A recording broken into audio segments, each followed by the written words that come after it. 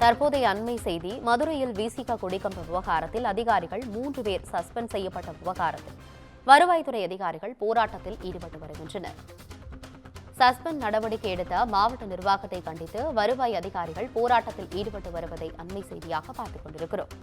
பணிவிடுப்பு எடுத்து 300க்கும் மேற்பட்ட அதிகாரிகள் மாவட்ட ஆட்சியர் அலுவலகம் முன்பு போராட்டத்தில் ஈடுபட்டு உள்ளனர். மதுரையில் விசிக கொடிக்கம்ப விவகாரத்தில் அதிகாரிகள் 3 பேர் சஸ்பெண்ட் செய்யப்பட்டனர்.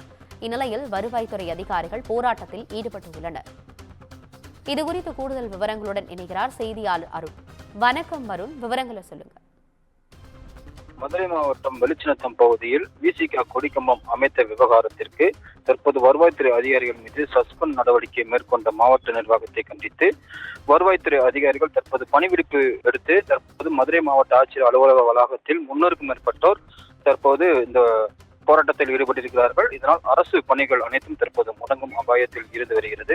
மதுரை மாவட்டம் வெளிச்சினத்தம் பகுதியில் கடந்த 7ஆம் தேதி விடுதலை சிறுத்தைகள் கட்சியினுடைய தலைவர் தொல் திருமாவளவன் கொடியேற்றுவதற்காக ஏற்கனவே அந்த பகுதியில் இருந்த 25 அடி உயர கொடிக்கம்பத்தை 45 அடி உயர கொடிக்கம்பமாக வைப்பதற்கு அனுமதி இல்லாமல் கூடுதல் உயரமுள்ள கொடிக்கம்பத்தை அக்கட்சியினர் நிறுவியுள்ளனர். இதனை அகற்றுமாறு மாவட்ட வருவாய் அலுவலர்கள் மற்றும் காவல்துறையினர் அன்று இரவே அறிவித்த போது விசிக கட்சியினர் எதிர்ப்பு தெரிவித்தனர்.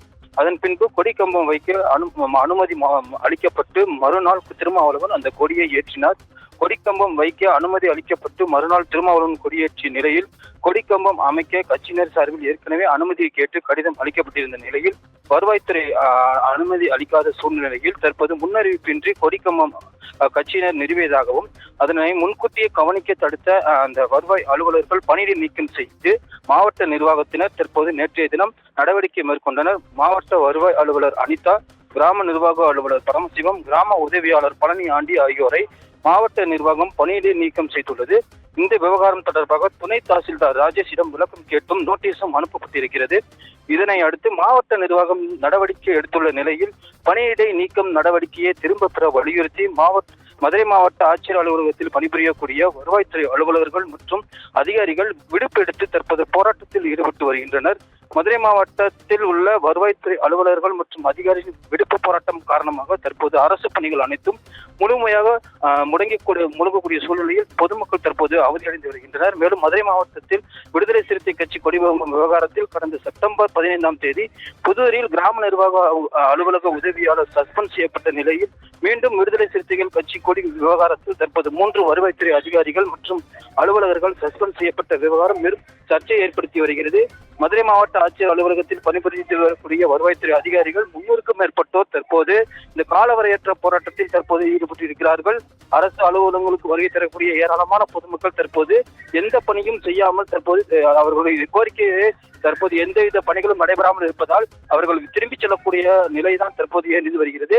மதுரை மாவட்ட வருவாய்த்துறையில் பணிபுரியக்கூடிய அலுவலர்கள் தற்காலிக பணி நீக்கம் செய்யப்பட்ட 3 அலுவலர்களையும் மீண்டும் பணியில் அமர்த்தி குற்றச்சாட்டுகளில் இருந்து விடுப்பு செய்யப்படும் வரை ஈட்டிய விடுப்பு எடுப்பதாகவும் அனைத்து சங்கங்களும் சார்பில் தற்போது இந்த முடிவுகளை எடுக்கப்பட்டிருக்கிறது.